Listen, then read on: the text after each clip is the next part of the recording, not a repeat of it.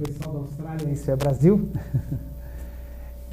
no Instituto de Cultura Espírita de Florianópolis, ICEF.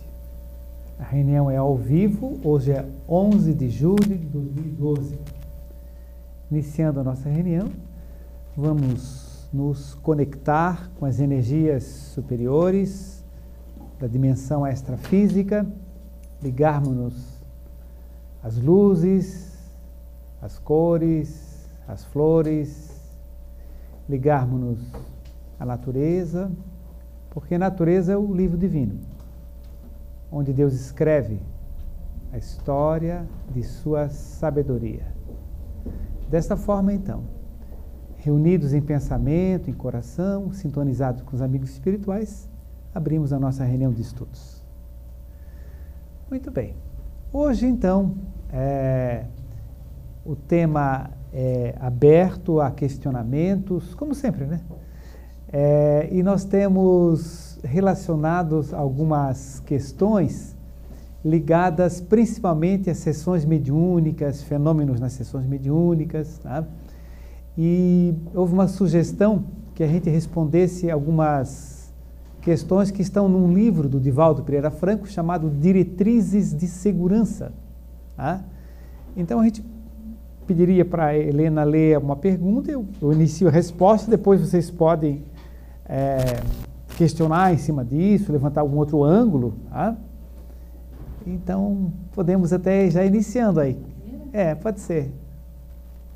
Pode o médium, em algumas comunicações, não conseguir evitar totalmente as atitudes desequilibradas dos espíritos comunicantes? Poder pode, mas não deve nunca. É possível que o médium, não estando devidamente equilibrado, harmonizado, educado em termos do seu potencial mediúnico, que ele dê vazão a expressões inadequadas, ele tenha posturas físicas inadequadas, tipo bater o pé e coisas assim, né? Agora, isso não deve ocorrer. O médium ele precisa controlar a sua manifestação. Porque se o médium ele fosse totalmente inconsciente, um espírito que viesse se comunicar, que fosse um espírito violento, ele não diria assim, eu acabo com você. Ele pegava a cadeira e matava um indivíduo do lado. Pronto, acabou com ele. Mas não acontece. Por quê? Porque o médium tem lá no fundo uma participação anímica da sua própria alma que impede que esse fato aconteça. Então, é controlável a manifestação. Deve ser controlada a manifestação mediúnica sempre para que se evite esse tipo de fenômeno, de postura, de bater o pé, de esbravejar alto, usar alguma palavra de baixo calão, tal. Isso não é admissível no meio espírita organizado, educado, disciplinado, certo? Então isso acontece, mas no caso de um desequilíbrio, de uma falta de educação, no sentido de educação mediúnica, né? Do sensitivo. Agora vamos ver o seguinte, essa questão foi feita ao Divaldo, parece-me, né? Foi, Divaldo. Divaldo, o que é que ele respondeu? Vamos ver. É um pouco longo, mas você pode ler um pouquinho, vamos adiante. Tá. À medida que o médium educa a força nervosa, o espírito encarnado que nele habita logra diminuir o impacto do desequilíbrio do comunicante. Olha só, então, deu para acompanhar bem até aí? Bem, se alguém tiver alguma dúvida numa parte da questão, levanta o dedo para a gente poder ir dentro, né? Seguindo, então. É compreensível que, em se comunicando um suicida, não venhamos a esperar a harmonia por parte da entidade em sofrimento. Alguém que foi vítima de uma tragédia, sendo arrebatado do corpo sem o preparo para a vida espiritual, apresentará no médium o estertor do momento final, na própria comunicação, algumas convulsões em virtude do quadro emocional em que o espírito se encontra. Convulsões são contrações, não é se jogar no chão e ter convulsão, né? Sim. Há, porém, certos cacoetes e viciações que nos cumpre disciplinar. Há médiuns que só incorporam, aí entre parênteses, termo incorreto, isto é, somente dão a comunicação psicofônica se bocejarem bastante. Ele botou entre parênteses, né, para dar um toque de humor. Aí ele vai dar um exemplo agora. Sim. Quando eu comecei a frequentar a casa espírita, na minha terra natal, a primeira parte era um Deus nos acuda, porque as pessoas bocejavam e choravam demasiadamente. Eu, como era médium principiante, cria que também deveria bocejar de quebrar o queixo. Aí ele botou a médium principal, entre parênteses, entre aspas, desculpa, que era uma senhora muito católica, iniciava as comunicações sempre depois de intermináveis bocejos e tosses que a levavam às lágrimas. Hoje não bocejo, nem no meu estado normal. Quando eles vêm, eu cerro os dentes e os evito. Até aqui algum comentário? Seguimos então. Alguém quiser, só levantar o dedo e o microfone chega lá, certo? Então tá, passa o microfone para ele. Isso.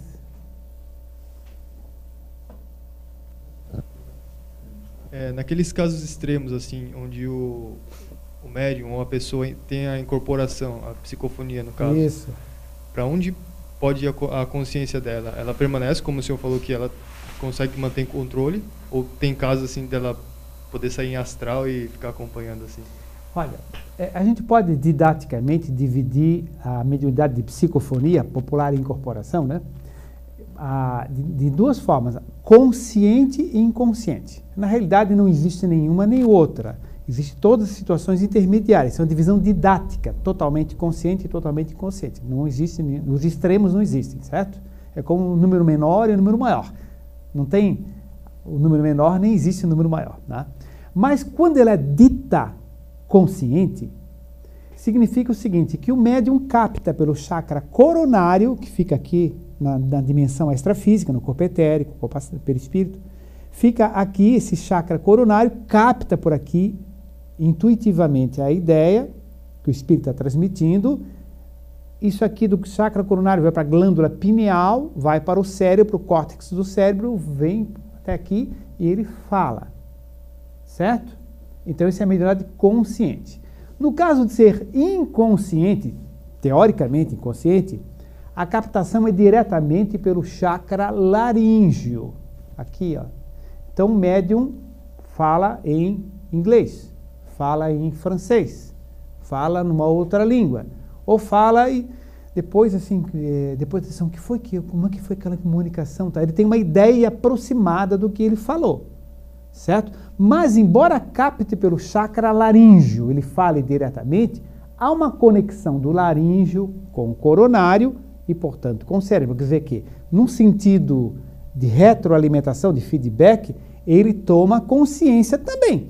Porque senão ele não diz assim, eu acabo com você. Como nós dissemos no começo, eu pego a cadeira e, pum, mato o indivíduo. Porque o espírito está dizendo que eu acabo com ele, então eu estou inconsciente. Isso não acontece, certo? Não acontece. Então, quer dizer, sempre há uma consciência secundária, certo? Agora, então são didaticamente os dois grupos de mediunidade, assim, na casa de psicofonia, consciente e inconsciente, se bem que as intermediárias é que existem mesmo, né? Semiconsciente, que é o normal, mais ou menos consciente. Alguns médiuns se desdobram muito fora do corpo, outros um pouquinho, só chegam um pouquinho para o lado, dizem os sensitivos que é mais para o lado esquerdo, não sei, mas se desdobram um pouquinho, certo? Ficam um pouco fora do corpo, e outros se distanciam bastante.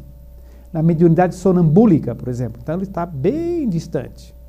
Mas sempre tem a ligação com o cérebro e sempre tem a consciência. Isso é educado, tem que ser educado para disciplinar, para organização e tal. Ok? Seguindo a parte da resposta lá. Sim. É lógico que uma entidade sofredora nos impregna de energia perniciosa, advindo o desejo de exteriorizar pelo bocejo. É uma forma de eliminar toxinas. Toxinas energéticas. Sim. Certo? Toxinas energéticas. Mas nós podemos eliminá-las pela sudorese, por outros processos orgânicos, não necessariamente o bocejo. Há outros médiuns que têm a dependência de todas as vezes em que vão comunicar-se os espíritos, bater na mesa ou bater os pés, porque se não baterem não se comunicam. Isso é o que eles pensam, né? Claro. Lembro de uma vez em que tivemos uma mesa redonda. O presidente da mesa era um homem muito bom, muito evangelizado, mas não havia entendido bem a doutrina, tendo ideias doutrinárias muito pessoais. Ele me perguntou quando é que o espírito incorpora no médium, mas logo respondeu: a gente chupa até engolir, não é verdade? São cacuetes destituídos de sentido e lógica. Os médiuns têm o dever de coibir o excesso de distúrbios da entidade comunicante. Mas acho que pode até citar uma historinha que ele conta bem interessante. Na minha terra eu vi senhoras que se jogavam ao chão e vinham os cavalheiros prestimosos ajudá-las. Graças a Deus eram todas magrinhas. O médium deve controlar o espírito que se comunica para que este lhe respeite a instrumentalidade, mesmo porque o espírito não entra no médium. A comunicação é sempre através do perispírito, que vai ceder campo ao desencarnado. Todavia, a diretriz é do encarnado. Exatamente. Vocês veem até, por exemplo, dentro de algumas linhas espiritualistas, não espíritas, mas que trabalham com comunicação mediúnica também, né? Eles até designam o médium de uma forma que eu acho extremamente deselegante, do meu ponto de vista, né? Mas, e até alguns espíritos dizem, eu repito, fora do espiritismo, não tem nada a ver com o espiritismo, mas chama o médium de cavalo, né? O meu cavalo, né? Acho que isso é uma coisa até meio grosseira. Mas tal é o domínio que o espírito tem sobre o médium, né? E essa não é a postura, de forma nenhuma, né? Bom, então até aqui tudo bem? Seguimos adiante com outras questões. Tem outras questões relacionadas bem interessantes ali. Então vamos lá. Completando, né? Quer dizer que, no fundo, é sempre o médium o responsável, mesmo que tenha faculdade inconsciente, por aquilo que vem através dele? Fica óbvio, dentro do que foi dito antes, comentado, explicado antes, sim, o médium é responsável, sim, certo? Ele tem que adquirir esse controle, esse domínio, porque ele é responsável. Né? O que é que o Divaldo diz sobre isso? Só um instantinho. Mesmo quando a pessoa está dormindo, porque já aconteceu às vezes da pessoa estar dormindo, algumas pessoas, já aconteceu comigo também, está dormindo e acordar naquele estado já assim, dominado, né? Mesmo quando está dormindo, continua sendo responsável? Bom, aí é o seguinte, vou chegar exatamente nessa questão. Mas o questionamento ali, no caso, seria específico mais na sessão mediúnica. Estamos numa sessão, tem um coordenador, tem um grupo que está estudando, está trabalhando mediunicamente. Nós nos referimos mais a isso. No caso específico da sua pergunta, nós diríamos o seguinte: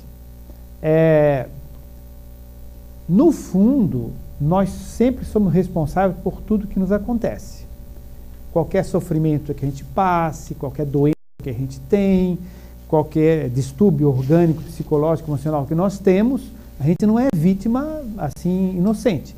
Ou seja, a gente gerou aquilo, criando campos de visão, criando energias com posturas, com condutas, com atos, com pensamentos. A gente altera a nossa psicosfera, nosso campo vibratório e atrai certas circunstâncias, que a gente não é nem vítima inocente, entende? Então aquilo foi criado. Ou há 5 anos atrás, ou há 50 ou 500 anos atrás, mas foi criado e é nosso patrimônio. Quer dizer que a gente tem uma responsabilidade nesse sentido.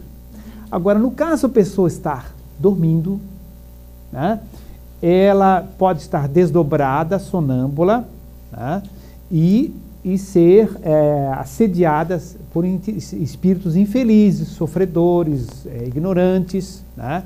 Então, no caso, ela precisa urgentemente trabalhar, educar, estudar para dominar esse processo e ela ser dona da sua mediunidade e não a mediunidade ser dona dela, certo?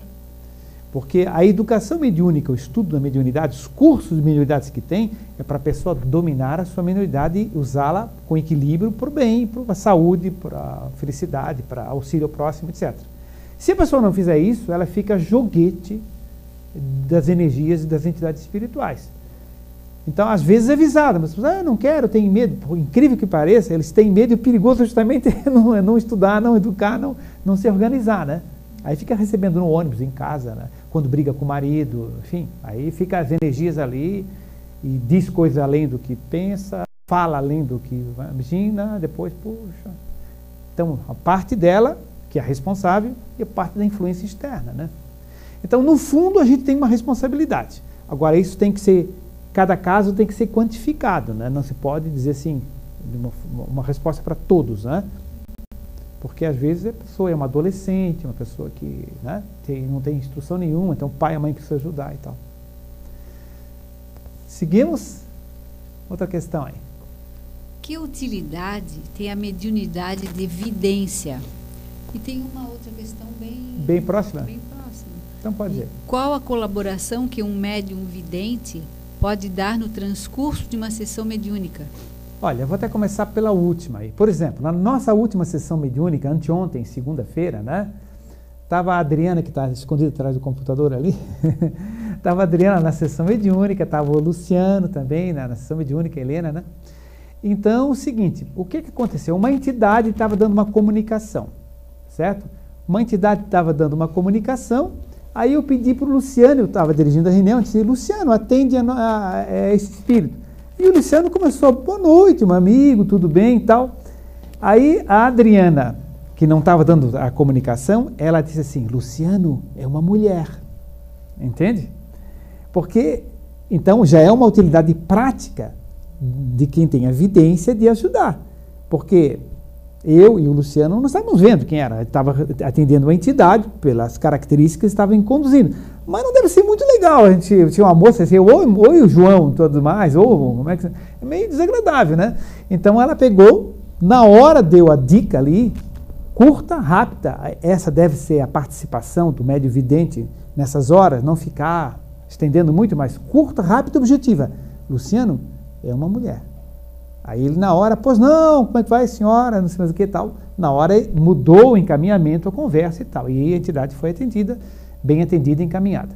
Tá? Então é um exemplo prático. Para que serve a evidência? Primeiramente, para nos dar certeza da existência do mundo espiritual. Né? Fica bem claro. Nós, nos nossos grupos mediúnicos, a gente sempre procura que vários que estejam vendo deem a informação complementar. Né? Então, por exemplo, uma diz assim, olha, estou vendo um espírito ali que ele está com uma lesão no braço, entende? Aí outro diz assim, essa lesão no braço, ela estende até o antebraço, até perto da mão, e ele está com o braço encolhido. A outra, eu não tinha visto isso, entende? E outro vai complementando, o outro vê mais algum detalhe, observando, olha, esse espírito ele tem características assim, assim, assim. Entende? Então são evidências que vão se complementando, vai se juntando os dados. Tá? Uma coisa curiosa também é que às vezes os videntes veem de uma forma diferente a mesma situação e todos estão vendo corretamente. Por exemplo, nós estávamos atendendo um casal que nos solicitou um auxílio, que está passando uma dificuldade muito grande familiar. Né? E são pessoas excelentes e tal. Mas aí é o seguinte, quando nós abrimos a reunião, fizemos o desdobramento consciente dos médios até a casa da pessoa que nos solicitou o atendimento, bem entendido, né? Aí eu perguntei assim para alguém assim, alguém já está na casa deles? Assim, eu estou vendo uma divisão na casa deles, como se fosse uma gelatina dividindo a casa à metade. Ela está de um lado, ele está do outro lado. Aí eu perguntei para a outra assim, e daí você está vendo também? Eu não estou vendo isso, mas eu estou vendo um muro separando a casa em duas partes. Entende? É a mesma coisa. Porque o que importa é um campo de energia que está separando o casal que estava com dificuldade importante. Uma captou como muro, outra captou como uma gelatina no meio. Aí depois da reunião me perguntaram, afinal, era um muro ou gelatina? Se nenhum dos dois. Não importa se é muro ou se é gelatina, é um campo de energia. Agora, um capta de um jeito, outro capta do outro jeito. Né? Isso é interessante porque, às vezes, algum vê, outro não vê. Então, quem está começando, vê assim, meu Deus, minha visão está ruim. Ou então, o fulano está fantasiando, que gelatina. Entende, né? Na realidade, é uma forma de como o nosso perispírito capta aquela informação. Não importa o conteúdo. Né? Poderia um terceiro ver assim, eu estou vendo no meio uma fileira de arbustos espinhosos, dividindo a casa. Mesma coisa. Né? Muito bem. Sobre essa parte da vidência, assim, ou vidência na sessão mediúnica, tá? Alguém gostaria de levantar alguma questão, algum ângulo? Fique à vontade, gente. Pois não, microfonezinho para ela que vai passando, está chegando lá. Pegando a primeira discussão sobre o controle da mediunidade, o vidente também ele tem esse controle, porque algumas vezes as pessoas falam que vem os espíritos passando, então, como nos outros tipos de mediunidade, é preciso ter controle e o vidente também consegue? Boa pergunta, bem interessante. Sim, o vidente pode conseguir esse controle, deve conseguir esse controle. E também, um dos controles muito importantes é passar a informação. Por exemplo, estão trabalhando no passe. Entende? Tem locais que estão dando passe, depois do passe, ou durante o passe, já tive presente em alguns lugares, não aqui, né? Lugares que durante o passe alguém está aplicando assim, estou vendo do seu lado uma entidade assim, assim. Nunca se diz isso. Se vê, não diga. Entende? A pessoa pode ter a seguinte reação. Primeiro, ficar desconfiada. Está vendo coisa nenhuma, está inventando. Já desconcentra completamente. Outra, fica com medo. Entende? Ou fica mentalizando, ou vai dormir e fica mentalizando. Uma entidade luminosa, não sei o que e tal, e fica preocupada com aquilo, fica imaginando uma coisa. Não se deve dizer. Entende? Então é um controle. A pessoa está fazendo um atendimento fraterno. Vem aqui, a pessoa vai fazer atendimento fraterno, fazemos aqui no ICEF, né? Senta aqui e tal. Aí a pessoa que está atendendo está vendo que do lado tem um espírito assim, assim. Não deve dizer. Por quê?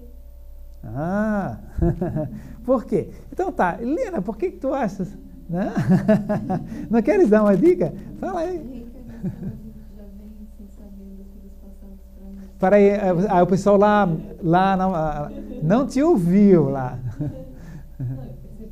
Para a reencarnação, a gente já vem sem saber do que a gente passou, justamente para nos poupar do que já aconteceu com a gente. Eu acho que isso talvez também explica um pouco de não saber. Para que ficar sabendo disso? Eu acho que isso pode explicar um pouco, não sei.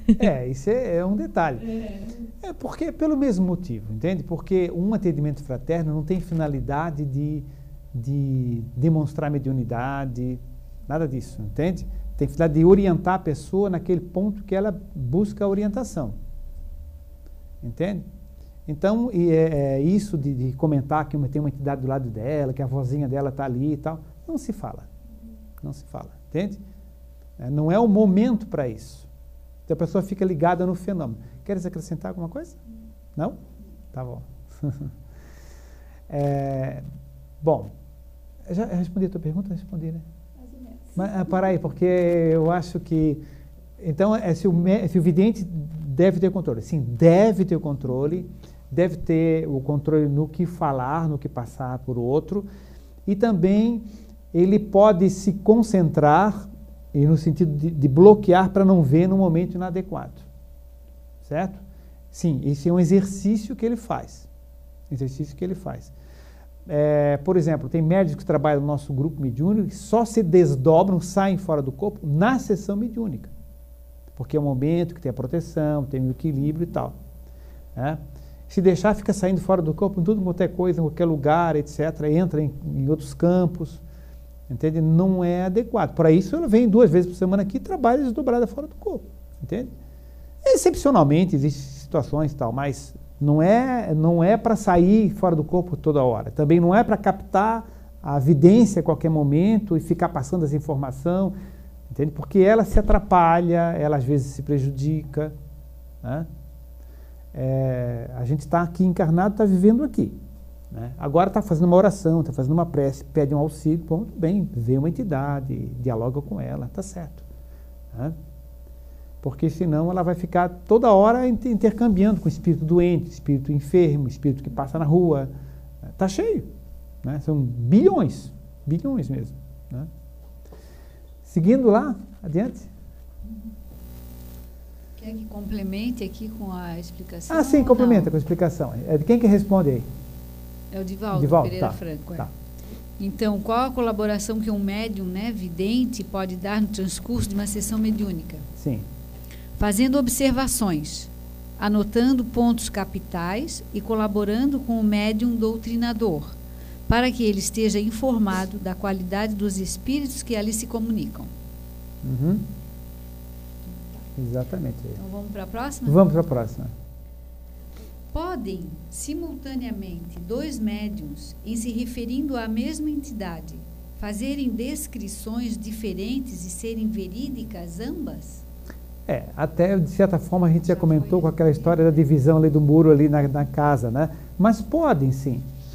Podem, porque se nós dois duas pessoas aqui forem descrever algum filme, comentar um livro, entende? A gente vai fazer comentários diferentes, mas todos são reais. É como eu senti o livro, outra pessoa sentiu de outro jeito, né? Então, é perfeitamente possível, não quer dizer que um esteja fraudando. Também é perfeitamente possível dois médiuns videntes estarem vendo características ou ângulos diferentes daquela entidade. Certo? Ângulos diferentes. Tanto do corpo espiritual, como da sua história. Entende? Porque há espíritos que estão se comunicando e o vidente está vendo assim, eu estou vendo um padre franciscano. A outra assim, engraçado, eu estou vendo um índio inca. Depois a entidade assim, eu já fui inca, sim. Mas na última encarnação eu fui um padre franciscano em Portugal. É a mesma entidade. Então pode estar captando ângulos diferentes. Não é muito comum, né? Normalmente ele está se comunicando, ele está expressando aquela personalidade que ele está sintonizado no que ele está falando. Mas pode haver isso aí, tá? Então a gente precisa ter um pouco de cuidado no diagnosticar do vidente que ele está fraudando, ou que ele está confuso. Então essas coisas têm que ser assim, são muito sutis, entende? Muito sutis. Tem que ver o contexto geral, analisando e tal, né? Complementando, né, Sim. com a resposta do Divaldo, ele diz assim, seria o mesmo que duas pessoas de graus de cultura diversos descrevendo uma tela. Cada um informará os detalhes que lhe chamem a atenção, com as possibilidades da sua capacidade descritiva, mas o conjunto geral será o mesmo. Uma vez nessa reunião aqui, alguns anos atrás, eu pedi para uma pessoa, você pega esse DVD aqui, que é sobre sexualidade, infância, etc., vê esse DVD e na próxima reunião eu vou fazer umas perguntas sobre isso, tá? Então, quando chegou, né, eu perguntei assim, o que é que você pode resumir do DVD? Ele assim, eu achei fantástico quando ele disse que os pais devem falar para os filhos os nomes dos órgãos sexuais, nome normal e não apelido. Eu disse, tá. E o que mais? O resto eu não me lembro muito. Caramba, era um DVD de 2 horas. O que ele gravou foi isso. Entende? Ainda bem que tinha mais gente ali para discutir, para conversar. Isso já faz mais de 10 anos também. A pessoa não frequenta mais nem serve. Mas você veja só, né? Para mim foi uma coisa assim inesperada. Eu imaginava que ele fosse falar aspectos filosóficos da parte de sexualidade infantil, porque eu DVD de 2 horas. Entende? Ele pegou e colocou isso. Eu fiquei esperando e não saiu mais nada. Então, é o que chamou a atenção. Naturalmente é ligado à história dele, história do pai e da mãe dele, enfim, uma série de coisas que está dentro do psiquismo dele e é respeitável. Mas para que a gente está dizendo isso? É aquela questão como cada um vê um ângulo que lhe toca, né? Então é possível sim. Seguimos aí. Lembro que quem quiser levantar alguma questão relacionada a isso, fique à vontade, né? Uma sessão mediúnica espírita deve ser sempre iniciada com uma prece e logo passar-se à leitura do Evangelho segundo o Espiritismo? Agindo-se sempre assim, não se estará criando um ritualismo? Se a gente agir exatamente assim, a gente está criando um condicionamento, um hábito que não precisaria ser exatamente assim. Por exemplo, pode-se fazer o inverso. Ler primeiro a página, ou fazer uma prece primeiro, ou tanto faz, e não precisa ser do Evangelho segundo o Espiritismo.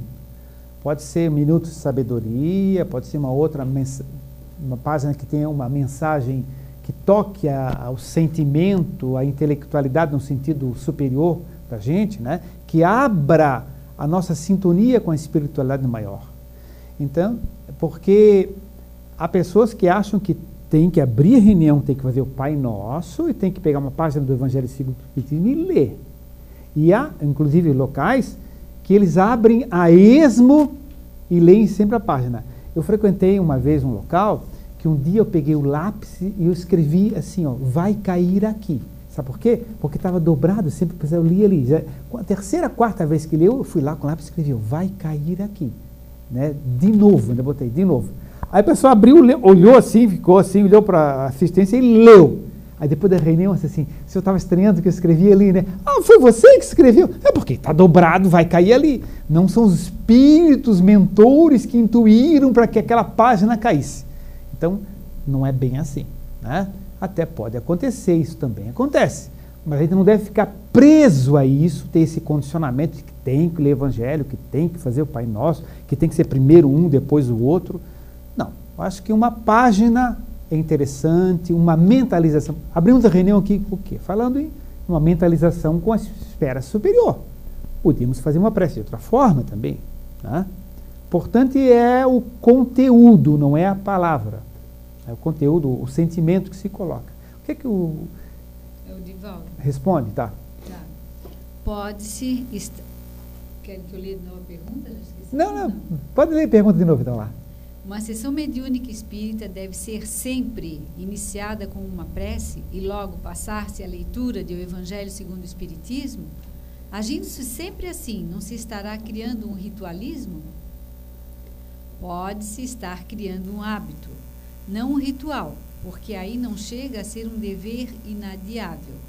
Nós, por nossa vez, fazemos ao revés. Ao contrário, né? Isso. Lemos uma boa página de esclarecimento, comentamos e fazemos a prece posteriormente. Você vê que, só um você vê que ele disse, lemos uma boa página de esclarecimento. Ele não disse, lemos o Evangelho. Pode ser que sim ou não, né? Sim. Comentamos e fazemos a prece posteriormente, depois do que a reunião tem início. Uhum. Algum comentário sobre isso, gente? Algum questionamento? Alguém quer levantar algum ângulo? Não?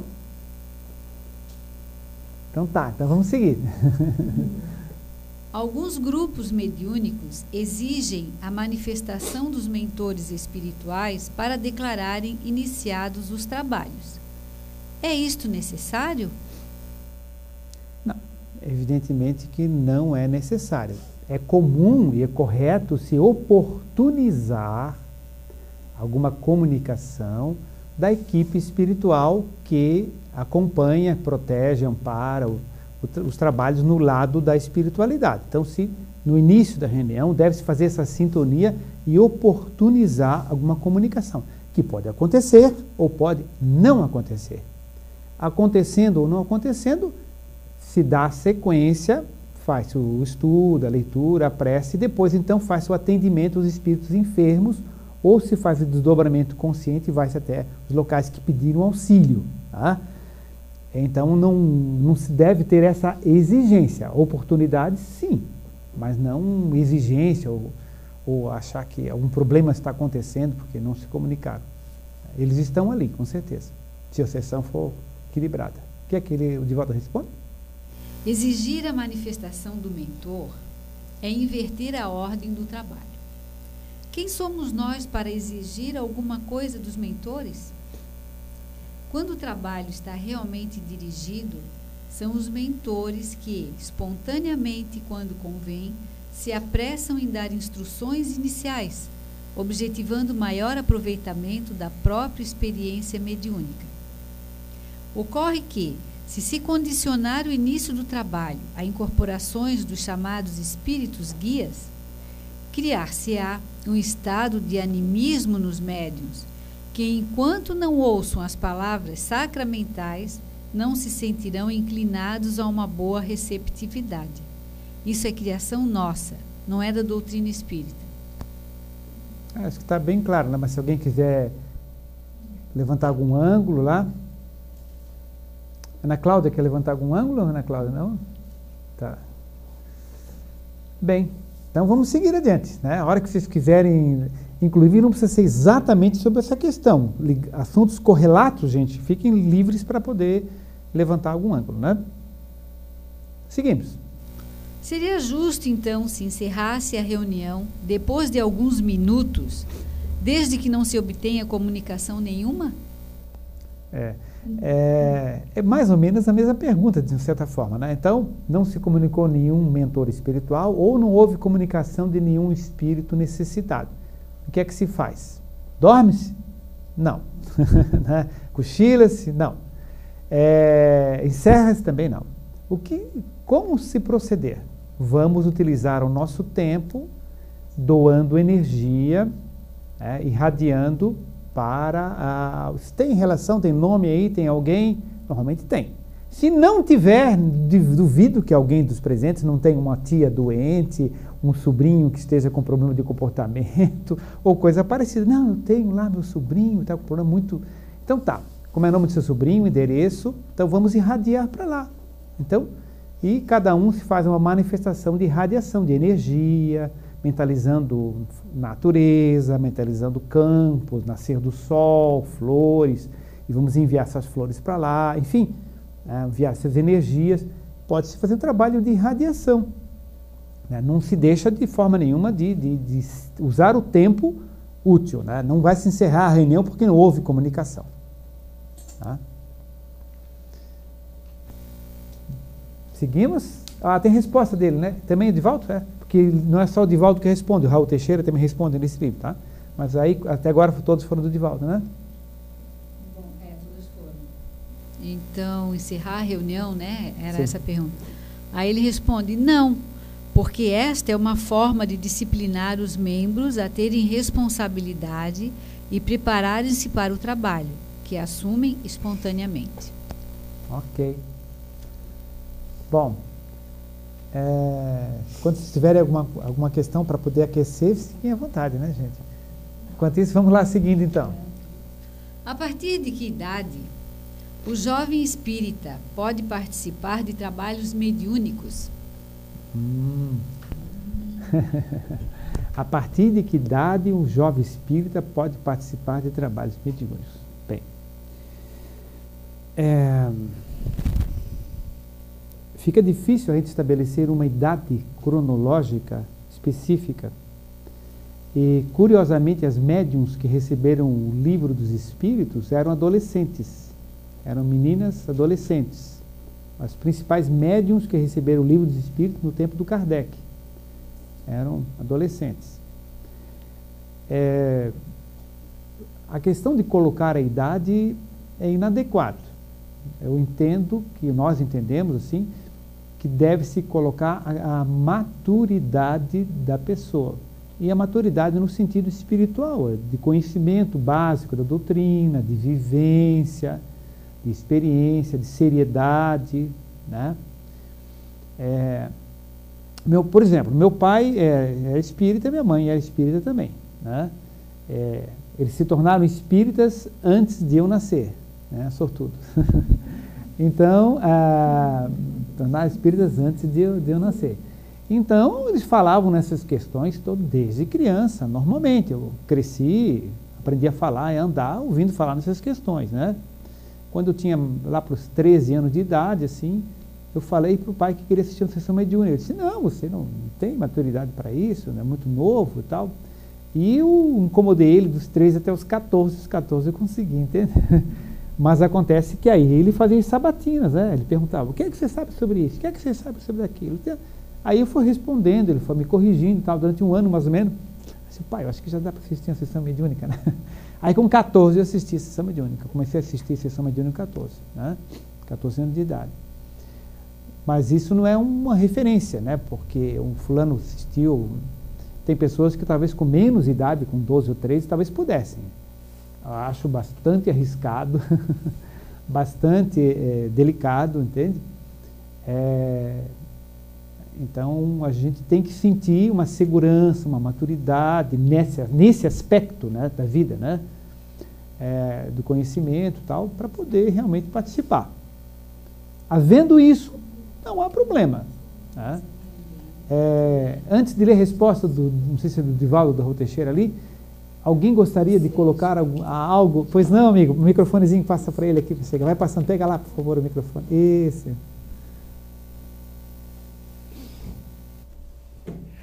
Nessa questão aí de assistir a sessão mediúnica, sim. Até pensando no meu caso mesmo, porque a gente começou, nós somos de Brasília, a gente mudou aqui para Florianópolis agora, né? Bem-vindos. E então, lá nós fizemos um ano de aprendizado, né? A gente participou do curso inicial. Sim, curso claro. É o correto e mesmo. aí me veio exatamente essa pergunta. Existe um momento certo para a gente participar de uma sessão? Porque eu, por exemplo, nós dois já estamos, né? Já iniciamos e tudo mais, mas nunca participamos. Tem um degrau certo aí para participar ou não? A gente teria condições de vir e participar assim, sem muito preparo, vamos dizer assim? Não, sem muito preparo não. Precisa haver realmente um preparo, né? Olha, o seguinte, digamos assim, no caso hipotético de vocês, né? Como é seu nome? Vanderlei. Vanderlei, tá. Então, eu não sabia o seu nome, né? Quer dizer, não poderia uma pessoa que a gente não sabe o nome ainda, você tem interesse e tal, pode participar da sessão mediúnica. Não, por quê? Porque as pessoas que estão na sessão mediúnica vão ficar pensando, quem é esse moço? Quem é essa senhora? Entende? Será que eles vão... O que é que ele está pensando da minha mediunidade? Como é que eu estou me sentindo? Será que ele está desconfiando? Será que ele está colaborando? Será que ele está com uma energia ótima? Entende? Então, fica uma insegurança, baixa energia, desconcentra. Tá? Então, precisaria ver o quê? Primeiramente, um entrosamento da pessoa com um grupo, com a casa, participar de grupo de estudo, participar de um curso de mediunidade, né? Normalmente aqui, nos próprios cursos de mediunidade, acabo depois formando grupos mediúnicos. Entende? Se a pessoa, às vezes, vem de outras cidades, já fez curso de mediunidade, etc., então ela vai se entrosando, vai participando. Daqui a pouco abre um cursozinho de passe aqui. Tá? Então, o pessoal matricula, participa do curso de passe, daqui a pouco é convidado para trabalhar no passe, entende? Depois começa a convidar para participar da irradiação. Entende? Então, depois de fazer o curso de passe, é bem fácil trabalhar no passe. Claro, né, tem que ter umas características básicas, mas isso aí não é tão complicado assim. Da radiação também. E depois de estar participando no trabalho, de radiação, etc., frequentando, aí automaticamente os convites vão surgindo. Então, funciona aproximadamente assim. Não sei se vocês gostariam de colocar algum detalhe, Luciano, Lena. Algo mais, não? Não? Curso, né? Basicamente isso, né? É verdade. Pois não, a moça ali? Microfonezinho para ela? Já está do lado, é isso. Todo médium, ele deve buscar participar de uma sessão mediúnica em algum momento da sua vida? Aqui, no corpo físico? Bem, depende do gênero de mediunidade, certo? Muitas pessoas são médiums e não são espíritas, mas acabam utilizando a sua mediunidade de uma outra forma. Por exemplo, ela é uma enfermeira num grande hospital. Ela não é espírita, é católica, evangélica, alguma coisa do gênero. Então ela sente as energias, então ela faz a sintonia, Então, ela, na linguagem dela, assim, eu vou mentalizar Jesus para Jesus ajudar esse doente. Então, entre aspas, ela vê Jesus chegando, Jesus ajudando. Entende? Na realidade, é um espírito amigo que apresenta-se daquela forma, porque se apresentar como tio dela, ela vai achar que é o demônio, entende? Né? Porque não pode, eu sou o demônio e o Espírito Santo, né? Ou então vem um espírito de luz, então se apresenta, ela vê como forma uma asa, vê como um anjo, vê como Espírito Santo. Então ela está ali intermediando as energias e tudo mais. Então são outras formas de trabalhar mediunicamente sem perceber, né? Ou então recebe uma intuição para ajudar uma pessoa, o Deus, o Espírito Santo me orientou e tal, entende? Na realidade, o Espírito está se comunicando por ela está considerando assim, né? Agora, há pessoas realmente que têm acesso, têm as informações, entendo a mediunidade, se ela não faz uso, isso aí, às vezes, pode causar algumas pequenas dificuldades, entende? Existem sintomas clínicos típicos do médium que não exerce a mediunidade. Muitos sintomas clínicos.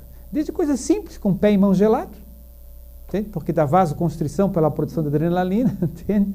Até coisas, problemas cardíacos, dor de cabeça inespecífica, atípica, que não tem causa, que os exames são todos normais, né? Porque aumenta a circulação aqui na carótida, e dá dor de cabeça. Enfim, eu tenho um DVD de 3 horas explicando todos os sintomas clínicos. Tem aí, né, Vera? Não tem? Não, acabou. Não sei se tem, não. Se não tem, dá de mandar, acho que o Luciano está mandando fazer, né? Sintomas clínicos e mediunidade. São 3 horas de explicações de tudo que acontece, da cabeça aos pés, rim, tudo, entende? Então, quando aproxima a entidade espiritual, por exemplo, aumenta o fluxo da artéria renal, aumenta a vontade de urinar, entende? Sim, N coisas, entende? 3 horas de explicações. Então, uma série de acontecimentos, não é castigo divino, nada, é um fenômeno fisiológico, um fenômeno normal, entende?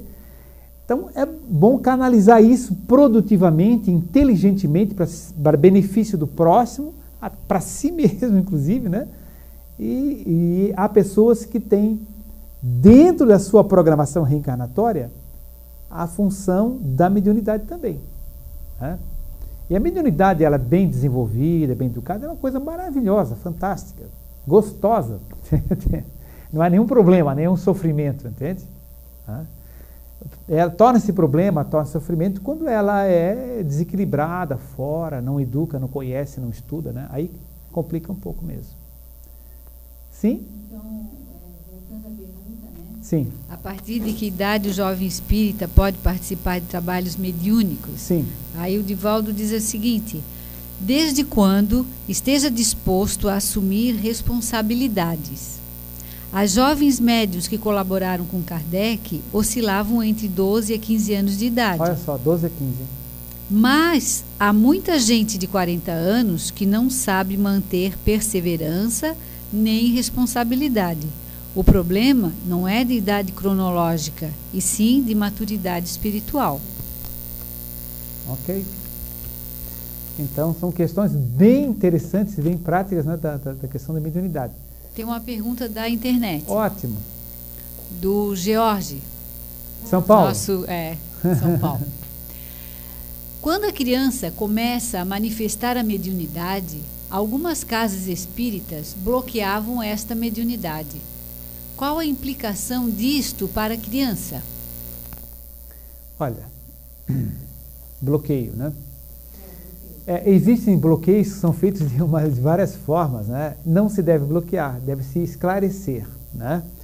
Mas, por exemplo, às vezes a criança assim, mãe, tem um bicho ali em cima do armário, né? Claro, a mãe pode acender a luz, olhar, verificar, etc.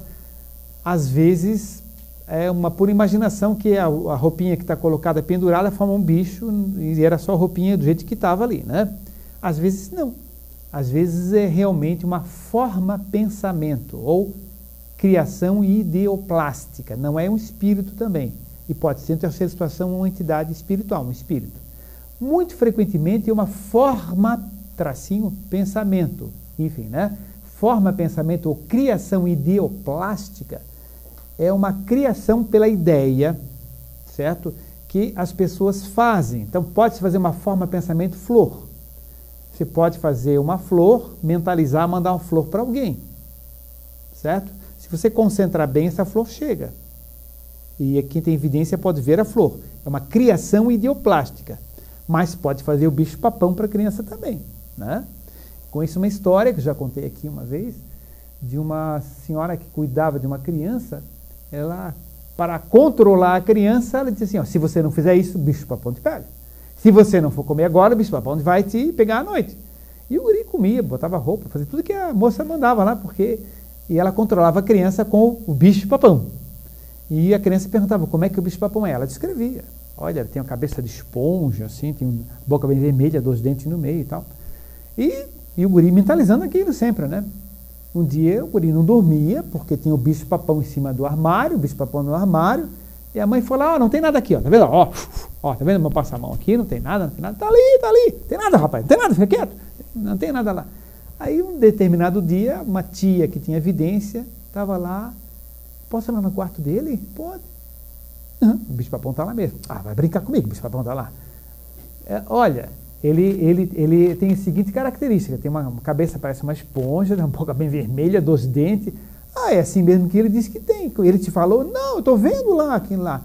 É um espírito? Não, não é um espírito, é uma forma pensamento. O guri criou ideoplasticamente, plasmou, ideoplastia, plasmou aquela forma porque ele assustava e criava mentalmente. E aquilo existe em movimento, é alimentado pelo fluido vital, pelo princípio vital, pela bioenergia do próprio guri, certo? Ou de outras fontes também, né? E tem espíritos que brincam, aproveitam e botam mais energia ali para movimentar mais o bichinho, entende? No momento que ele convence que o bichinho vai embora, que a gente vai desmanchar o bichinho e que ele não vai voltar mais, some mesmo. Então são chamadas formas de pensamento. Por que eu estou falando isso mesmo? O bloqueio da mediunidade, né? O bloqueio da mediunidade. Da criança. Então, quando a mãe diz, o pai diz que não tem nada, que não existe nada, o peso do que o pai diz e a mãe diz é muito grande. E o guri acaba bloqueando e se convencendo que não tem nada mesmo, entende? Então, para ele até é mais confortável acreditar que não tem mesmo, porque dá medo e tudo mais, né? A não ser que seja um espírito luminoso, muito bonito. Não, mãe, tem mesmo, fica insistindo, né? Se tu falar de novo isso, vai ficar de castigo. Então, não fala de castigo, não vejo mais, né? E daqui a pouco também acaba até não percebendo mesmo, né? Então, existe esse bloqueio. E existem alguns lugares que eles energeticamente bloqueiam os centros de força, os chakras. Entende? Não se deve fazer isso. Não se deve. Deve-se conversar, entende? Deve-se explicar para a criança. Vá pensar num amiguinho muito lindo, iluminado, azul, cheio de flor, tal, criancinhas bonitas que vem trazer um ursinho, um coelhinho branco. Criar essas imagens, essas sintonias, entende? Isso que você deve fazer, mas não apagar, bloquear, não. Tem que direcionar. E saber encaminhar quando aparece, né? Encaminha-se por força mental e direcionamento. Não é difícil, é fácil. Seguimos? Quando tiver da internet, vocês avisam também, né? No desenvolvimento da faculdade em médiuns principiantes, há alguma utilidade em se lhes aplicar passes para facilitar a psicofonia, por exemplo? Então, vamos recapitular. Um médium principiante, começando a dar transe psicofônico, a popular incorporação, o espírito está falando por ele, né? Então, a pergunta é se dar passes, se aplicar passes sobre o médium ajuda a ele a dar a comunicação. Não deve ser rotina, não deve ser prática de habituabilidade, não deve ser. Tá? Eventualmente, quando é um principiante, está muito inseguro, você pode doar mais energia.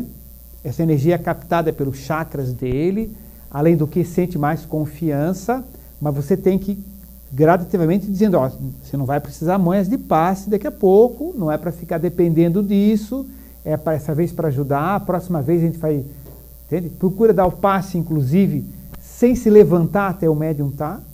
Certo? Ele está ali, só, vamos agora mentalmente enviar energia para você. Vamos agora, sem fugar, né? Vamos nos concentrar, é só minha rinite mesmo, tá? Né? Então vamos concentrar, ver uma energia suave para você, recebendo essa energia, recebendo pelo coronário, distribuindo aqui para o chakra humeral, pelo braço, essa energia está fluindo suavemente, se é psicografia, né? Ou então essa energia está chegando no teu laríngeo, não precisa fazer gesto, nada, só falando. Chegando no teu laríngeo, sinta uma energia azul, agradável, entrando pelo teu laríngeo, soltando as cordas vocais, sintonizando. Né? E você pode, isso é um passe, não precisa chegar lá, botar a mão e tal, não precisa. Pode, claro, mas é até bom não botar, entende? Fazer o passe à distância, né? Mental, já vai acostumar a pessoa a ter menos dependência. Né? E depois, um tempo, não fazer mais isso. Eu não recebo sem o passe, então não recebe. Pronto, entende? Então não recebe. Tem que aprender. Porque não pode criar essa dependência, de jeito nenhum. Sobre isso aí, alguém quer levantar alguma questão? Antes da gente ler a resposta lá do Divaldo? Então tá, vamos ler o que o Divaldo responde aí. Então, no desenvolvimento da faculdade, né? Isso. É para médiuns iniciantes, né? Principiantes. Isso. Há alguma utilidade em se lhes aplicar passes para facilitar a psicofonia? Aí a resposta. Este exercício é às vezes positivo. Porque o médium, estando com os centros psíquicos ainda não disciplinados, durante a hora da concentração, entra em conflito por não saber distinguir as sensações e emoções suas daquelas que ele registra e que pertencem ao espírito desencarnado. Experimenta taquicardia, ao resfriamento corporal, colapso periférico, a ansiedade, que são típicos da presença dos espíritos que padecem, mas que muitas vezes são da própria expectativa. No caso da aplicação do passe, objetivando ajudar, aumenta no médium a carga vibratória e isto facilita-lhe o fenômeno. Mas, por outro lado, não deve ser habitual, para não lhe criar condicionamentos. Por isto, deve-se aplicar passes só esporadicamente. Exato. Gente, sobre o que foi falado aqui, palavras utilizadas, termos, expressões, coisas correlatas, vocês se lembrando de algum questionamento, ou até algum depoimento, se quiserem, né, fiquem à vontade. Para a gente tornar bem mais dialogada a nossa reunião, né? A finalidade é essa, né? É participação livre, né? Bom, quando se lembrarem é só levantar o dedo, tá? Pois não, lá uma pergunta lá. Está com o microfone? Já passou, obrigado. O médium, ele consegue perceber quando o espírito que ele está vendo, sentindo, é de uma pessoa encarnada ou de uma pessoa já falecida. O senhor entendeu? Se é uma pessoa encarnada ou uma pessoa falecida? É essa a pergunta. Isso. Ele consegue perceber quando esse espírito é de alguma pessoa viva? Às vezes consegue, às vezes não consegue. Para quem não está habituado com a pergunta, é o seguinte: existe comunicação de pessoas que estão dormindo ou relaxadas, ou naquele estágio entre sono, dorme e não dorme, né? Aquele estágio assim, meio sono e vigília. Às vezes a pessoa se desdobra e se comunica. Chama-se comunicação intervivos. Se diz também comunicação mediúnica intervivos. É um termo meio estranho, porque mediúnico geralmente é com plano espiritual, mas se diz também comunicação mediúnica ou anímico-mediúnica intervivos. Ou seja, um médium está aqui, ele recebe a comunicação de um espírito encarnado, né? A primeira vez que eu assisti, isso foi do avô da Helena, que naquela época ele morava no Rio de Janeiro, era encarnado, hoje já não é mais, é desencarnado, né? O avô e o pai dela são desencarnados. Mas o avô era encarnado, estava no Rio de Janeiro, e na Federação Espírita Catarinense aqui, numa sessão mediúnica que meu sogro, naquela época vivo, encarnado, dirigia, o pai dele, o avô dela, se comunicou, estava no Rio de Janeiro, ele se comunicou ali, entende? Então, normalmente. Né? Então, isso é uma comunicação de um encarnado. No caso, aí foi fácil de identificar, porque ele deu o nome dele, etc. Né? E os videntes viram, olha, o senhor Arnaldo está aqui, tá? Não, é o vô Arnaldo que a gente chamava, né? O vô Arnaldo está aí e tal. Outro fato interessante aconteceu na farmácia homeopática de Bernardi, de João de Bernardi, né? Que é o meu tio-avô, né? O João de Bernardi era meu tio-avô. Quando o João de Bernardi era encarnado, ele era médium vidente. Quando ele estava bem velhinho, já no final da vida, ele já não participava da sessão, porque estava muito velhinho mesmo, né? Já quase falava muito pouquinho. E ele estava numa cadeira de balanço na sala. Na sala.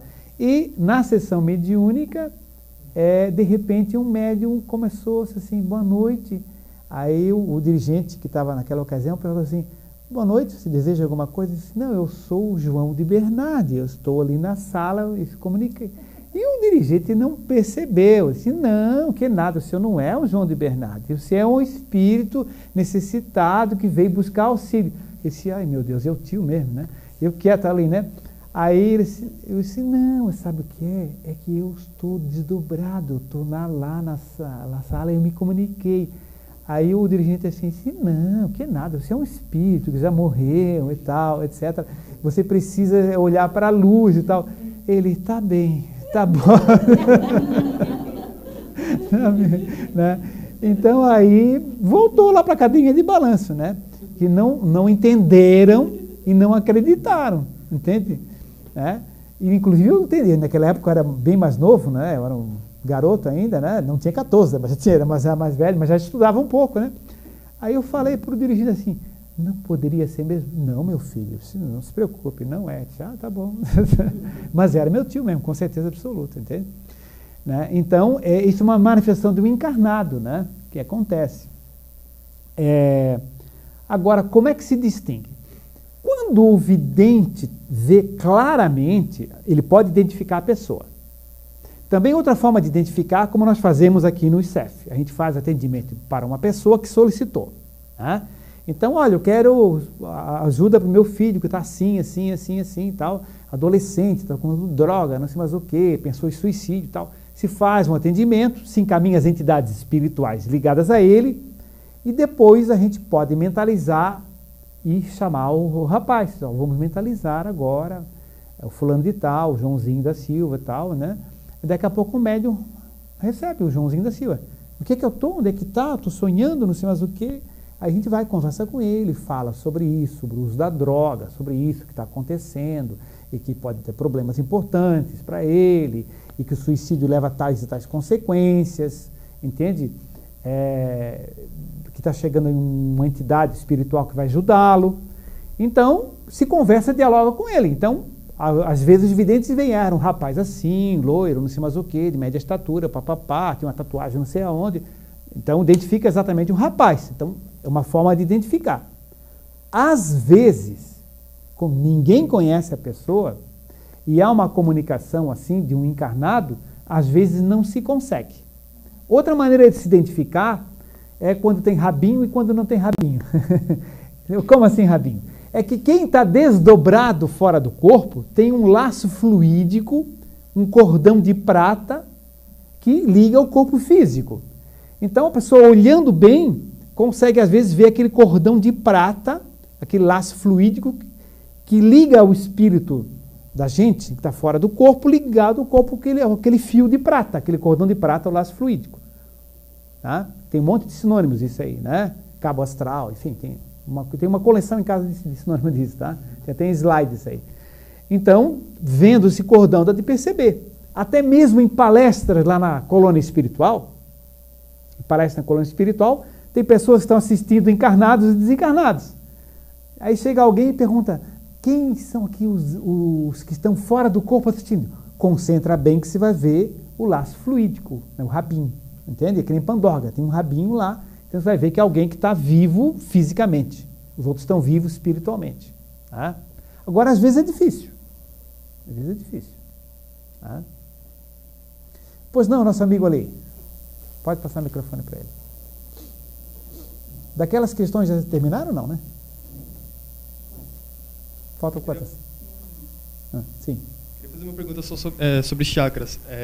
O chakra está ligado, ele é intrínseco ao corpo material ou o espírito também pode ter? Ah, tá. Bom, o chakra não existe na matéria. O chakra, eu sou médico, por exemplo, não existe chakra no corpo físico. A gente não faz anatomia, você vai encontrar o chakra. Não existe.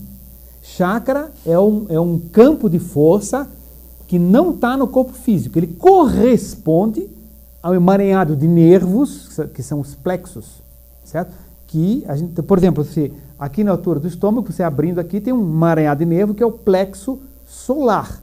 Tem gente que chama esse chakra de plexo solar e confunde porque plexo é um órgão que se trata ali fisicamente, tá? Se vê anatomicamente. Então, plexos são emaranhados de nervos, plexo cardíaco, plexo gástrico ou solar e tudo mais. Correspondente a esses plexos ou a glândulas importantes, tem no corpo energético, no corpo etérico, um chakra ou centro de força. Centro de força é o termo que André Luiz Espírito usou para nós. E muitos espíritos usam também. Chakra é o termo milenar que sempre existiu e que o nome original é chakra mesmo. A origem do termo é chakra. Tá? Então, esse chakra existe no corpo etérico e no corpo astral. O que é corpo etérico e corpo astral? O corpo astral também é chamado perispírito, ou corpo dos espíritos, certo? Então, os espíritos têm esse chakra também no corpo espiritual. Então, como eu sou um espírito encarnado, eu tenho no meu corpo espiritual, ou perispírito, o corpo astral, eu tenho chakras. E também no corpo etérico tem esses chakras. Que história é essa de corpo etérico? É um campo de energia que liga o perispírito ao corpo físico. Isso tem na literatura espírita também. O André Luiz fala, a Joana de Ângeles fala, então fala em corpo etérico. Quando eu desencarnar, deixar meu corpo, for cremado ou for sepultado, eu vou continuar no meu corpo espiritual e tenho chakras também. Inclusive, lá no mundo espiritual, fazem sessão mediúnica também. E se comunicam com outras esferas mais elevadas. Tá? Então, usam os seus chakras do corpo espiritual. E aqui a gente usa o chakra do corpo etérico também. Lá não tem mais corpo etérico. Ok? Pelo menos espíritos medianos para cima. Muito bem. Seguimos? Há necessidade, após uma comunicação de um espírito infeliz, sofredor, de imediata incorporação do espírito mentor ou guia para que haja a limpeza psíquica do médium? É interessante. Veja que a pergunta é se há necessidade. Né? Não, necessidade não. Pode, às vezes, acontecer e não é um problema. O que não deve é virar rotina. Recebi um espírito sofredor, agora tem que receber um guia para poder limpar a energia. Isso é bobagem. Entende? Agora, às vezes, é um espírito tão violento, tão denso, tão deformado, uma comunicação, às vezes, longa, que exaure o médium. Então, ele cansa, certo? Ele gasta muita energia, ele doa muito fluido vital. Então, às vezes, o mentor se comunica e transmite aquela presença suave, agradável, deliciosa, e ele se recompõe. Mas não deve gerar essa dependência, porque senão fica uma confusão. Recebe o meu guia, não se faz isso, não precisa isso e não se deve criar esse hábito. Eventualmente, não há nenhum problema, é admissível, mas não deve ficar rotina, de forma nenhuma criar dependência. Alguém gostaria de comentar algo sobre isso, ou levantar algum ângulo? Não? Bom, então vamos ler aqui a resposta de quem é, do Raul ou do Divaldo? Absolutamente não. Só diz isso? Só. Tá bom. Objetivo. Absolutamente não, né? Então é isso aí. Bom, nós temos aí uns 9 minutos, mais ou menos, de reunião, né? Vamos oportunizar, então, a questionamentos, não só sobre mediunidade, sobre sessão mediúnica, sobre passe, sobre desdobramento, mas também outros assuntos que possam ser de interesse dos presentes, né? Então, pois não, ela pode passar o microfone para o nosso amigo ali. Semana passada eu li o livro do Robson Pinheiro, que ele fala sobre os exilados de Capela. Sim. E naquele período eles enviaram os espíritos que não se adequaram ao plano espiritual deles para cá. E esses que vieram, teoricamente, parece que veio alguns como sendo líderes do grupo que veio junto. Esses líderes seriam o famoso Lúcifer ou o Diabo, que o pessoal tanto fala? Não. Posso responder como de volta? Absolutamente não, né? Pode explicar um pouquinho mais, né? Não, é o seguinte. Esses degredados de Capela que vieram para cá, bom, só situando, Capela é uma estrela. Essa estrela, como o Sol, uma estrela, né, que tem um montão de planetas em torno, girando, Mercúrio, Vênus, Terra, Marte, etc. Capela também é uma estrela. E como estrela tem vários planetas, tem um sistema solar, um sistema estelar que gira em torno de Capela, certo? É num desses astros do sistema de Capela que vieram esses espíritos. Primeiro, só para localizar. Onde fica a estrela de Capela? Na constelação de Cocheiro. Tem várias constelações, a constelação de Cocheiro, estrela Capela, sistema de Capela, num desses astros que vieram. Quando vieram? Eles vieram exilados de Capela, eles vieram dando origem às civilizações iniciais dos egípcios primitivos, dos judeus primitivos, dos arianos primitivos e dos hindus primitivos. São 4 grandes grupos. Curiosamente, por exemplo, judeus e arianos trouxeram um problema grave entre eles, vide Segunda Guerra Mundial, Holocausto, etc. Então, eles trouxeram muitos problemas sérios entre eles. Interessante que os judeus, que os hindus, por exemplo, são profunda e naturalmente reencarnacionistas. Né? População de quase 1 bilhão hoje, né? A reencarnação é uma coisa líquida e certa para o povo hindu, salvo exceções. Já trouxeram esse conhecimento também. Né? Os egípcios, por exemplo, eles ensinavam nos templos não só a reencarnação, como uma doutrina equivocada que é chamada metempsicose, ou seja, podia reencarnar animal. Por incrível que pareça, embora não se possa reencarnar no animal, porque é impossível, por causa do nível de vibração é diferente, não tem como reencarnar no animal, mas lá no fundo do inconsciente é uma coisa parecida que aconteceu com eles. Parecida, não igual. Quando reencarnaram nas espécies cavernícolas aqui, que deram origem ali à civilização egípcia, né, recém-saída do primitivismo, eles se sentiram no seu inconsciente coletivo de povo egípcio como se tivesse reencarnado em bicho. Porque era muito mais denso, muito mais grosseiro o ser humano daquela época com relação ao sistema de Capela. Então eles ensinavam nos templos o quê? Quem se comportar mal, quem fizer o mal ao próximo, quem fizer isso, quem roubar, quem matar, tal, reencarna em bicho. Entende? Era a doutrina da metempsicose, reencarna em camelo, em gato, etc. Então porque tinha no inconsciente deles gravado esse degredo de Capela. Quer ver outra coisa interessante? A lenda de Adão e Eva dos expulsos do paraíso, dos judeus. Porque comeram a maçã do pecado, ou seja, fizeram besteira. Né? Então, e daí gerou a raça adâmica, que é a raça dos judeus, basicamente. Porque eles tinham aquela sensação de estarem sendo expulsos de um paraíso, ou seja, em relação de Capela para o mundo terráqueo aqui primitivo. Então, toda essa história. Então, eles trouxeram conhecimentos de matemática, de medicina, ver aquela construção das pirâmides do Egito, enfim. Trouxeram grandes conhecimentos. E trouxeram seus líderes também. Não tem nada a ver com Lúcifer, coisa assim. Eram líderes mesmo, culturais, líderes religiosos e tudo mais. Que não eram todos seres de luz. Né? Alguns eram intelectualmente evoluídos, mas também alguns eram maldosos, outros não. Alguns vieram para ajudar o povo mesmo. Tá? Por que eles vieram? Para ajudar a Terra e para limpar a barra lá de Capela, porque lá eles não estavam no nível mais. Ou seja, não tem frequência vibratória de sintonia com Capela. E com a Terra não só tinha, como ajudaria até a própria Terra. Né? Mas sim, não tem nada a ver com Lúcifer. E o período pelo qual eles estavam passando naquela época, era de transição, seria o mesmo que a gente está passando agora?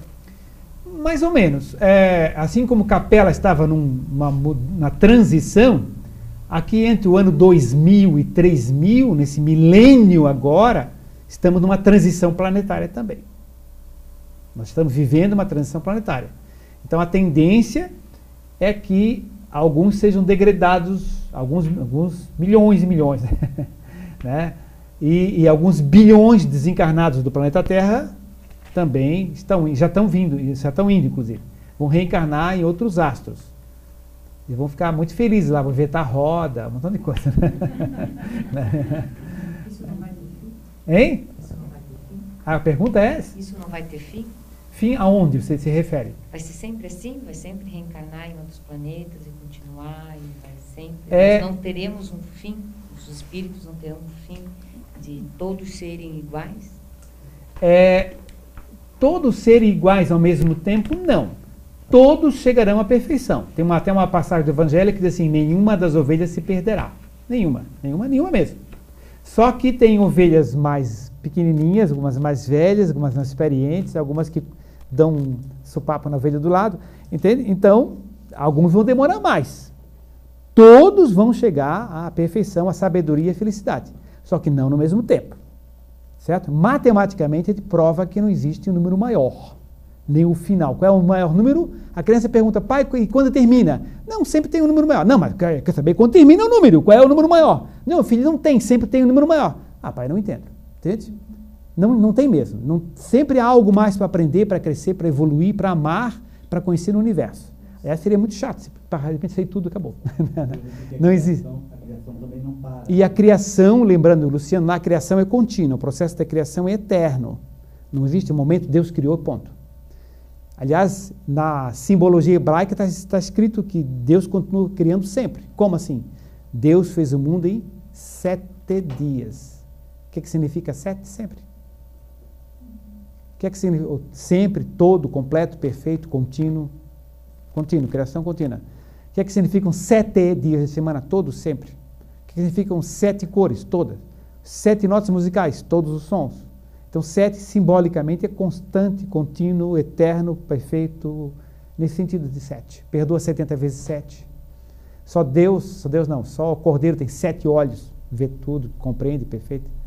E assim por diante. Né? Então, o processo é contínuo, sempre se aprende mais, sempre se evolui mais e sempre se cresce rumo à felicidade. Né? Isso aí é eterno. Sempre há alguma coisa mais para aprender. Sim? Então, aquela roda de Sansara, não sei se o senhor conhece. Sim. Seria uma bobagem, então? Não, a roda de Sansara é uma expressão não espírita, para quem não conhece, né? É uma expressão oriental que fala na roda dos renascimentos. A roda dos renascimentos. Né? Então, quando termina essa roda? Termina aqui nesse astro, mas continua em outros astros do universo, em outros planetas, em outros sistemas, em outras dimensões. Né? Sempre continua evoluindo. Né? Ao momento que não precisa mais reencarnar na Terra, claro, mas evolução é infinita. Mas nesse caso, eles admitem a involução, né? Quem? Eles admitem a involução. A roda de Sansara, no caso. Que passa do mineral, vegetal, animal, humano. Aí depois, se a entidade não conseguir sair dessa roda, ela retorna. Né?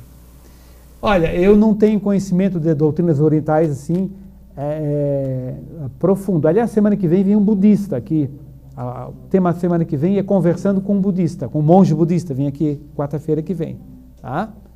Então ele vai responder perguntas sobre budismo, tal, tem até oportunidade nesse sentido. Mas a gente sabe na doutrina espírita, pelo que os espíritos explicam, que tudo é evolutivo. Não tem quem atingir um nível de evolução, tem uma frequência de vibração, reencarnar num animal, num vegetal, não é possível mais. É sempre progressivo, nunca retrogrado. Ok? Sim. Pergunta do Carlos Lopes, de Minas Gerais, só que foge bastante ao assunto. Não há problema, né? sim. Então é o seguinte, ele quer saber se tu saberias alguma causa do gigantismo e do nanismo, a causa espiritual? Do gigantismo e do nanismo. Bom, o gigantismo e o nanismo, ele normalmente é uma doença da hipófise, né? Da glândula hipófise, que tem um hormônio chamado somatotrofina, ou growth hormone, em inglês, GH, que é o hormônio do crescimento, growth, crescer, né? Então, quando há um excesso de produção desse hormônio, há um gigantismo. Quando há falta desse hormônio, há um nanismo. Então, torna-se anão. Existem outros nanismos por outros motivos, por tireoide, por outros problemas. Aí são outros tipos de nanismo. Tem nanismo associado com retardo mental, aí tem outras situações. Mas, basicamente, o gigantismo e o nanismo é da glândula hipófise, que produz ou excesso ou falta de hormônio, tá? Eu não saberia dizer, Carlos Lopes, assim, se todos os casos se enquadram nisso. Mas esses excessos, normalmente, eles estão o quê? Estão relacionados a distúrbios perispirituais, como todos os problemas, né? Estão relacionados a distúrbios perispirituais. Ter-se-ia que olhar a ficha kármica dessa pessoa, ver a história das vidas anteriores e verificar quais são as situações que ela fez que ela lesou a hipófise, certo? Aí abre chave uma série de situações. A pessoa, por exemplo, pode ter recebido um tiro, pode ter recebido uma lança, pode ter usado uma droga qualquer, enfim. Aí, em função do que ela fez, ela lesou o seu próprio perispírito e o modelo energético, na próxima encarnação, vem com aquele distúrbio e a hipófise produz de uma forma desequilibrada. Tá? Isso não é castigo, porque não existe, é uma consequência de que ela passou. O que acho interessante, e como eu trabalho com terapia de regressão a vidas passadas, né, no consultório, né, normalmente, quando a gente faz isso, eu sempre esperava ver o que a pessoa fez para poder estar passando isso. E eu não tenho encontrado. Eu tenho encontrado que todo mundo que faz terapia profissionalmente encontra o trauma que a pessoa passou primeiro. Então, a gente vai verificar, ela passou por um trauma qualquer, esse trauma está tão profundo no seu perispírito que vai lesar o corpo físico na formação, na genética, na embriologia e tal. É claro que se você fosse mais algumas vidas atrás, esse trauma que ela passou está relacionado a condutas que ela teve muito mais distantes. Entende? Mas mais próximo geralmente é trauma. Então, quando eu comecei a trabalhar, eu imaginava o seguinte: a vida tem asma, ele deve ter asfixiado alguém na vida passada. Eu vou ver, não, ele morreu afogado, ele morreu não sei mais o que. Então, ele passou por um trauma qualquer. Né? Ele tem medo de pânico de altura, deve ter jogado alguém. Que nada, ele caiu da torre. Né? E, então, muitas vezes, eu tenho visto mais traumas que a pessoa passou, que são mais recentes. Mas lá adiante é que tem outras coisas bem distantes. Né?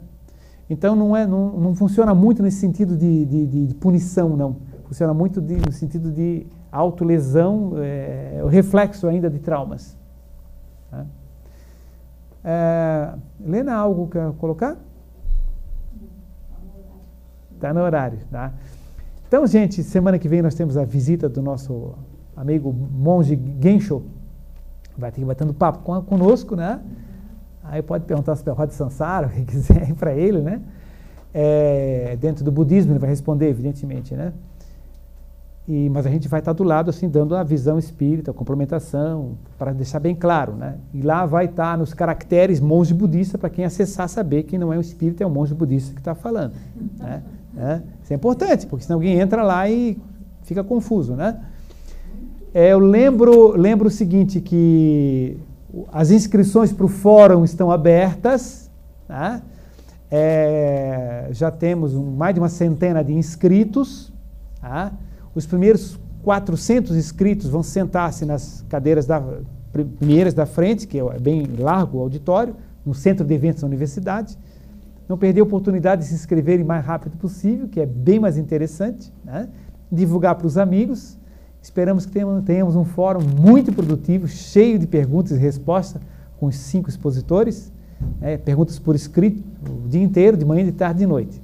Acho que vai ser algo assim memorável. Temos essa esperança que seja tão bom quanto foi o primeiro, né? É melhor, né? Gente, então, encerrando a nossa reunião. A gente deixou a programação ali, eu peguei para alguns. ela está avisando o pessoal da internet que não está ouvindo, que ela deixou a programação ali. Se alguém já tem, não leve, porque nós temos poucas, assim, né? Tem que distribuir para o estado inteiro, né?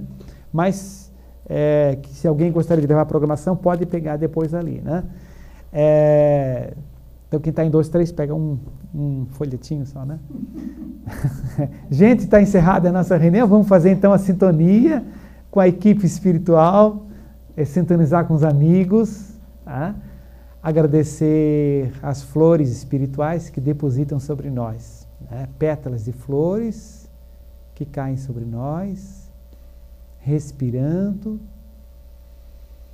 sentindo essas energias agradáveis, amorosas, sentindo mãos de luz sobre cada um de nós que está sintonizado com essa reunião, agradecendo a presença desses seres amorosos, carinhosos, sábios, levando conosco essas energias para nossos lares. Que assim seja.